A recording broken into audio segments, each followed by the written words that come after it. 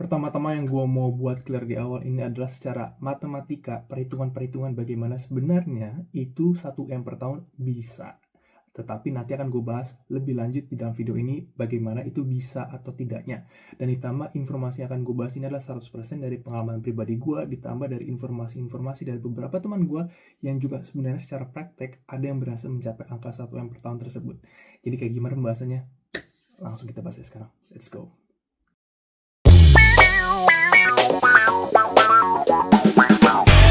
Gue akan membahas hanya dari pekerjaan FIFO, jadi bukan dari pekerjaan farm. Itu yang pertama, harus clear. Yang kedua, gue nggak akan membahas bagaimana cara mendapatkan FIFO, apakah cepat, mudah, gampang atau enggak, itu nggak akan gue bahas lagi, oke? Gue akan langsung straight to the point bagaimana mencari dapat 1M per tahun itu dengan pekerjaan FIFO. Teman-teman udah tahu pekerjaan FIFO itu ada dua ya, yang ada hospitality dan juga di miningnya. Dan yang akan gue bahas di awal itu bagaimana dari hospitality-nya ini ya. Dari hospitality ini kita tahu secara matematika, cara utility position-nya itu kita kerjanya kayak housekeeping, kemudian kitchen hand, kemudian bar. Itu kan rata-rata gajinya sekitar 30 sampai 35 dolar ya, tergantung company. Cuman let's say 32 dolar lah, kita ambil mediannya.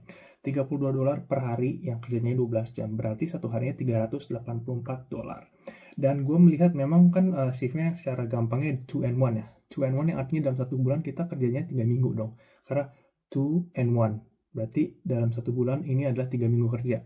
Gue membahas secara per bulan karena nanti pada akhirnya akan gue kalikan secara per bulannya 12 dan kita bisa tahu per tahunnya itu bagaimana dapat gajinya.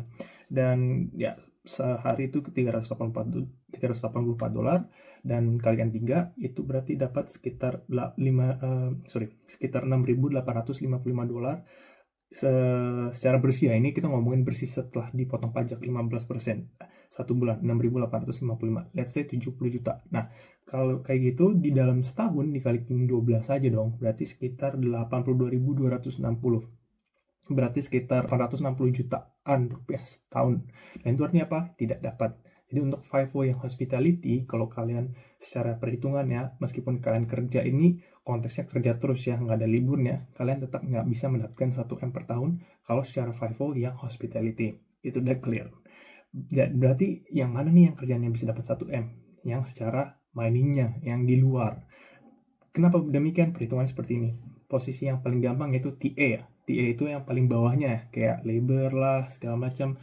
Bisa kerjanya forklift operator, dan itu gajinya rata-rata sekitar ada 45 dolar sampai 55 dolar day shift. Tapi gua ambil mediannya aja ya, sekitar 50 dolar per hari.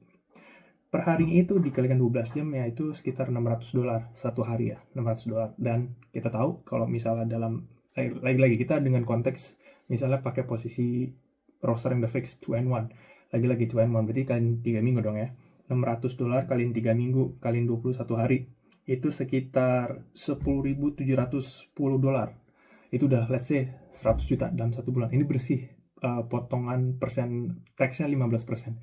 Yang langsung kita bisa logikain, kalau 100 juta sebulan berarti dalam setahun itu dapat 1M. Itu 128.000 dolar Australian dollar. Ya sekitar kita tahu lah 1M 200 juta atau 1M 300 juta. Itu kita dapat secara matematika. Nah kalau gue bilang di awal, ini secara matematika sebenarnya 1M itu dapat per tahun. Belum lagi nanti kalau kita ngebahas mining yang di offshore, yang lebih gila lagi. Offshore itu kita kerja itu di oil rig yang di tengah-tengah laut ya. Itu kerjanya sekitar ya gajinya mungkin bisa udah 60 dolar plus. Bahkan meskipun sebagai hospitality ya. Karena hospitality di sana di offshore itu gajinya jauh lebih besar daripada kerjaan TA yang di onshore. Jadi akan gue bilang lagi kalau offshore tuh lebih gila lagi, itu lebih long week lagi, itu kerjanya 3 minggu non-stop, bukan 2 and 1. Jadi 3 minggu. Dan itu udah pasti banget secara matematika itu dapat sekitar 1M per tahun. Cuman kan pertanyaannya adalah sekarang ini yang gue mau bahas ya. Ketika kita ngomongin dari gaji, kemudian dari pengeluaran, kemudian dari pajak, perhitungannya aja semua. Sebenarnya 1M per tahun itu nggak akan bisa kita benar-benar pertahankan secara bank account, karena lu juga butuh kayak rekreasi, lu juga butuh makan, minum, kemudian rent, rumah, kamar, kebutuhan lu. Jadi yang mau gue garis bawahi adalah I know you got the picture already dari hitung-hitungannya. Sebenarnya lu juga bisa akses semua gaji itu, lu bisa hitung sendiri. Cuman yang gue mau garis bawahi adalah bagaimana informasi 1M per tahun itu membuat kita berpikir bahwa kita nyampe WHV 1 tahun langsung bisa proyeksi 3 tahun langsung 1 M. Enggak.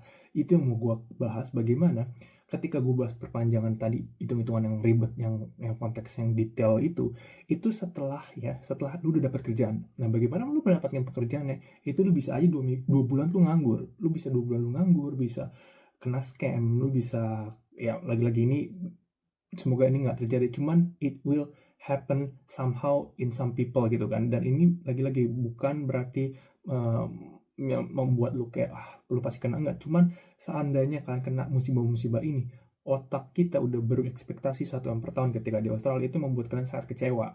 Tetapi bukan berarti tidak bisa mendapatkan 1 M per tahun. Jadi lagi-lagi dengan konten 1 M per tahun ini yang karena udah banyak banget, udah basi sebenarnya. Cuman gue mau kayak membahas secara lebih bagaimana both sides-nya. Gue cover dari good side-nya, dari bad side-nya, dari nyinyirnya, dari realitanya, bahwa sebenarnya memang bisa dapat 1 M. Tetapi dengan garis bawahnya tidak mungkin tahun pertama lu nggak dapet sama sekali 5O. Belum dapat. Gimana caranya? Kalau misalnya lu nggak ada driving license sekarang kan, kemudian udah makin susah, banyak sekali persaingan, kemudian misalnya dapat kerjaan di situ aja susah, apalagi lu harus mikirin tiketnya ini, lu ngeluarin modal juga, ngeluarin banyak uang gitu. Apalagi offshore tuh harus minimal sekitar 2.000 sampai 3.000 dolar. Gue tahu kalau misalnya lu pada juga udah sadar kalau di sini kalau mau dapetin duit itu harus ngeluarin duit dulu. Jadi juga lebih tricky lagi kan. Itu semua hal tuh nggak dibahas bagaimana orang-orang yang di konten TikTok ataupun di YouTuber lain gitu, yang bagaimana 1 M per tahun itu nggak segampang itu. Lu butuh pengeluaran uang banyak segala macam. Dan di sini gue mau bahas bagaimana sebenarnya, bukan berarti membuat semangat kalian runtuh gitu kan. Yang gue mau kasih adalah bagaimana dengan WHV tahun pertama dan tahun kedua itu kalian ekspektasi 5O-nya itu jangan terlalu ditinggiin gitu. Tetapi ketika kalian udah melakukan 5O, ya gue seneng, puji Tuhan kalau kalian udah dapat 5O. Gue udah kasih Tuhan perhitungannya di awal bagaimana nanti step-stepnya. Kalau lu mau bener-bener pathway-nya lu dengan serius nabung dengan cara yang benar, lu nanti investasi uangnya itu ke tiketnya lagi. Kalau mau offshore, it will come back again to you gitu loh, investasi ke skill. Dan itu benar-benar bisa mendapatkan uang 1 M gitu loh, ketika udah kekumpul payslip lu sampai third year, kemudian misalnya dalam 2 tahun udah dapat kekumpul payslip lu 3 tahun itu, ya sisanya kan masih ada sekitar 1,5 tahun, lu bisa hajar semua itu untuk kerja offshore. Dan offshore itu ya belum terserah lu mau tinggal di hostel ketika lu abis pulang dari offshore, misalnya 4 minggu 1 bulan lu di offshore, stres nyampe di city, lu mau sedikit leha-leha, itu oke gitu kan, terus balik lagi kerja bagai kuda, itu up to you. Ya lagi setiap orang beda. Ada orang yang kerja non-stop, 5O, shutdown, pulang cuma 2 hari, berangkat lagi 2 minggu, pulang, cuma istirahat 3 hari atau 2 hari, berangkat lagi 10 hari. Banyak orang kayak gitu, but it's not everyone. Ya, lagi-lagi mereka yang punya semangat kuat atau segala macam, ya gue senang bisa dapat 1 M secara shutdown, pakai rigger juga ada, gaji 60 dolar, 70 dolar night shift gitu kan per jamnya, dan bisa 3 minggu non-stop. Ada orang yang bisa kayak gitu. Cuma bukan berarti lu harus kayak gitu kan. Ada cara lain, dan belum tentu juga lu bisa dapat 1 M. It's okay gitu kan.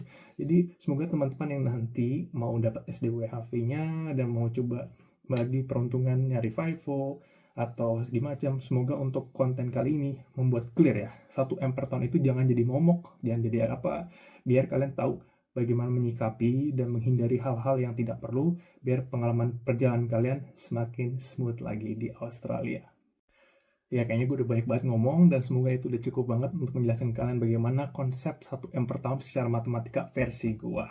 Semoga itu membantu, dan apapun yang kalian mau tahu secara lebih luas lagi, student visa, Australia, mining, udah ada semua di playlist gue. Tinggal kalian nonton satu persatu. Oke, gitu aja dari gue. Thank you for watching for this episode. Stay safe and see you on next one. Bye-bye.